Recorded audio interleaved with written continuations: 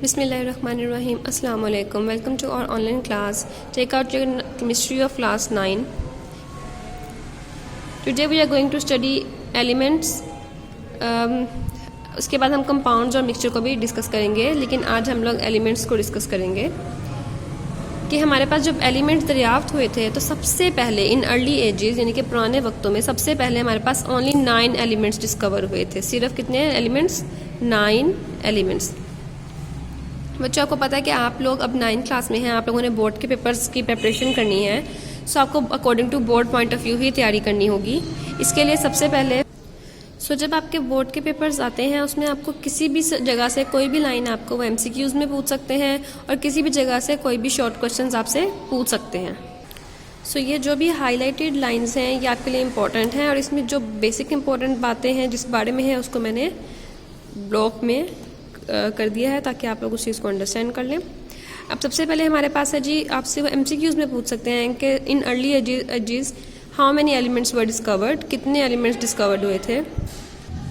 तो 9 elements were discovered in early ages which were carbon, gold, silver, tin, mercury, lead, copper, iron and sulphur. ये 9 elements थे जो early ages में सबसे पहले जो दौर थे उनमें ये दरियाफ्त हुए थे या मालूम थे। एट दैट टाइम, उस वक्त it was considered that elements were the substances that could not be broken down into simpler units by ordinary chemical processes. उस वक्त ये तस्वुर किया जाता था कि एलिमेंट्स ऐसी शय हैं, ऐसी चीज़ें हैं जिनको हम लोग ordinary chemical processes, ordinary means आम केमिकल तरीक़ों से यानी कि जस्ट सिंपल केमिकल मीन्स से हम लोग उसको ब्रेक डाउन नहीं कर सकते, उसको तोड़ नहीं सकते। जैसे कि हमारे पास कोई भी चीज़ है, हमारे पास कोई भी एलिमेंट है तो उसको हम लोग अगर ब्रेक डाउन करना चाहेंगे तो हम उसको सिंपल केमिकल मीन्स से उसको कैसे ब्रेक डाउन कर सकते हैं। तो ये चीज़ उन लोगों ने उस टाइम कंसीडर की हुई थी until the end of 19th century. उसके बाद जब 19th सेंचुरी का एंड था 63 एलिमेंट्स हैड बीन डिस्कवर्ड। तो उस वक्त कितने एलिमेंट्स डिस्कवर्ड हो गए? 63।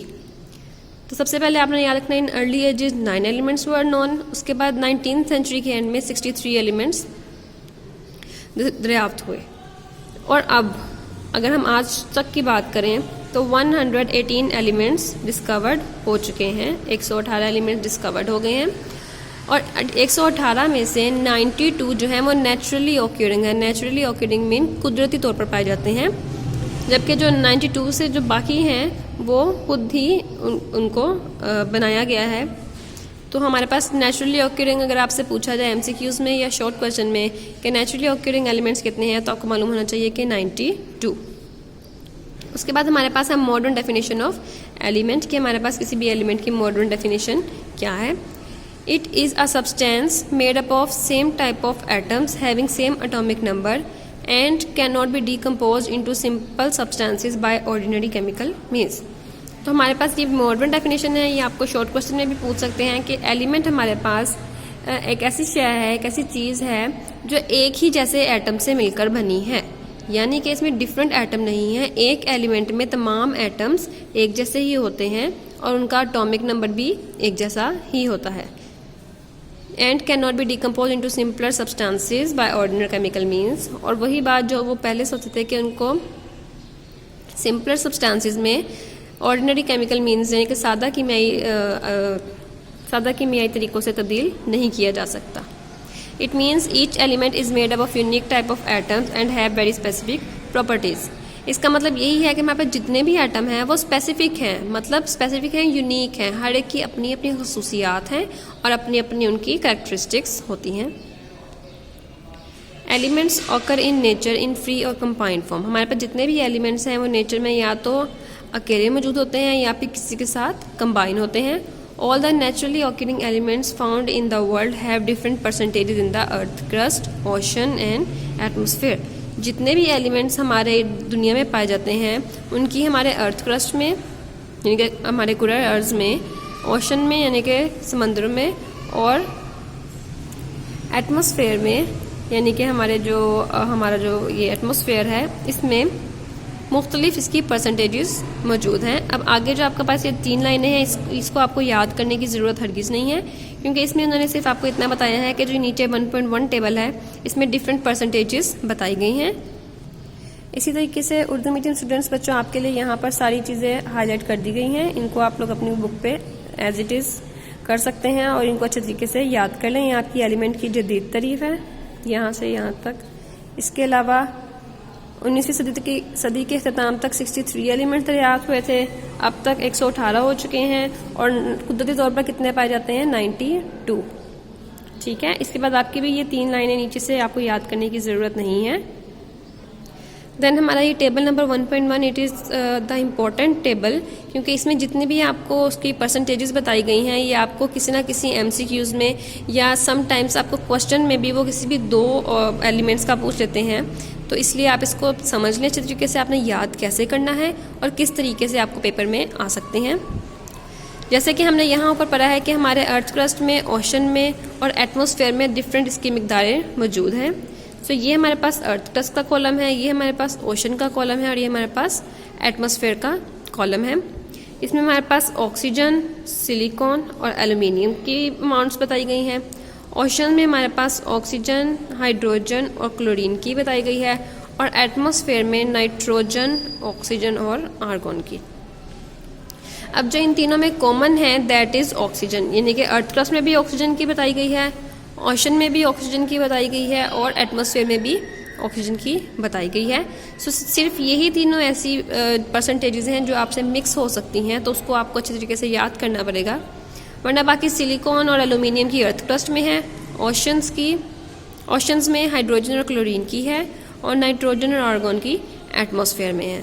This is clear to you. उसके बाद अब वो आपसे पूछ सकते हैं कि ऑक्सीजन और सिलिकॉन की अर्थ क्रस्ट में कितनी परसेंटेज है। ठीक है, यानी कि हमारे अर्थ क्रस्ट में या हमारे ओशन में आएगा तो पूछ सकते हैं कि हमारे ओशन में हाइड्रोजन और ऑक्सीजन की कितनी परसेंटेज होती है।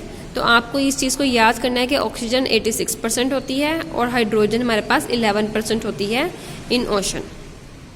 ठीक है, इसके अलावा अगर वो आपसे पूरा अर्थ का पूछते हैं तो हमें इसका भी पता होना चाहिए कि हमारे पास आर्गन इसमें 0.9% है, नाइट्रोजन इसमें 78% है और ऑक्सीजन इसमें 21% है। समटाइम्स ये आपको MCQs में दे देते हैं कि what is the percentage of silicon in earth crust और नीचे 1, 2, 3, 4 ऑप्शंस आपके पास होती हैं कि हमारे पास अर्थ क्रस्ट में, हमारे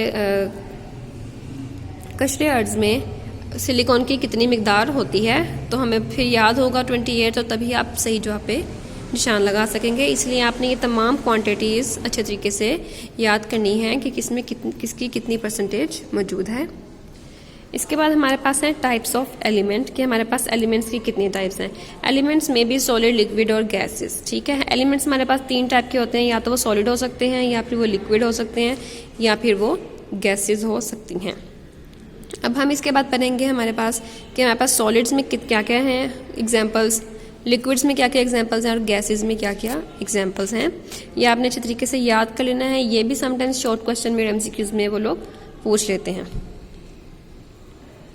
majority of elements exist as solid. Majority मतलब ज़्यादातर जितने एलिमेंट्स हैं हमारे वो सॉलिड हालत में पाए जाते हैं, सॉलिड में होते हैं। और इसकी एग्जांपल हमारे पास है सोडियम, कॉपर, जिंक और गोल्ड।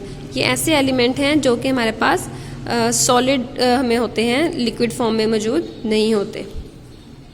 उसके बाद हमारे पास हैं liquid. There are very few elements which occur in liquid state.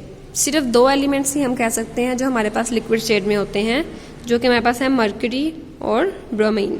ठीक है, ये मर्करी और ब्रोमीन हमारे पास लिक्विड सोल्यूशन में, लिक्विड फॉर्म में होते हैं। इसके बाद हमारे पास है gases. A few elements exist as gases, मतलब सिर्फ चंद एलिमेंट्स ऐसे हैं जो गैस की हालत में होते हैं, जैसे nitrogen, oxygen, chlorine and hydrogen. तो आपने याद रखना, इसको अच्छे तरीके से आप लोगों ने याद करना है, इनकी एग्जाम्पल्स भी साथ साथ याद करनी है। On the basis of their properties elements are divided into metals, non metals and metalloids. अब ये हमारे पास सॉलिड, लिक्विड, गैसेस में है, ये तो हमें पता है, लेकिन आगे इनकी फर्दर क्या करेक्टरिस्टिक्स हैं, क्या प्रॉपर्टीज़ हैं, तो ये जितने भी एलिमेंट्स हैं इनको आगे मेटल्स, नॉन मेटल्स और मेटलॉइड्स में डिवाइड किया गया है। इसकी डिटेल हम आगे पढ़ेंगे, लेकिन अभी आपको सिर्फ इतना ही याद रखना है। उसके बाद हम नेक्स्ट प्रीवियस लेक्चर्स में जाएंगे तो हम इनकी भी डिटेल्स डिस्कस कर लेंगे। About 80% of the elements are metal. हमारे पास जितने भी ये तमाम मेटल हैं, चाहे सॉलिड में हैं, चाहे लिक्विड में हैं, चाहे गैस में हैं, जो भी हैं, लेकिन हम बात कर रहे हैं कि 80% हमारे 100 में से 80% जो हैं वो क्या हैं, मेटल्स। तो ये भी आपको वो लोग उसमें पूछ सकते हैं MCQs में कि हमारे पास मेटल्स कितने परसेंट हैं, तो 80% हमारे पास मेटल्स हैं। And same this is for Urdu medium students. ये आपका वो ब्लॉक है जिसको मैंने बताया कि ये इंपॉर्टेंट है according to paper point of view. उसके अलावा एलिमेंट्स कितनी हाथों में पाए जाते हैं, और 80% जो हमारे पास एलिमेंट्स हैं ये मेटल्स हैं। ठीक है, तो आपने इसको अच्छे तरीके से याद कर लेना है। अगले लेक्चर में हम लोग फर्दर आगे वैलेंसीज वगैरह को डिस्कस करेंगे। और अगर आपको कोई इशू है किसी भी टॉपिक से रिलेटेड तो आप कमेंट सेक्शन में पूछ सकते हैं। Thank you for watching. For more videos stay tuned. अल्लाह हाफिज़।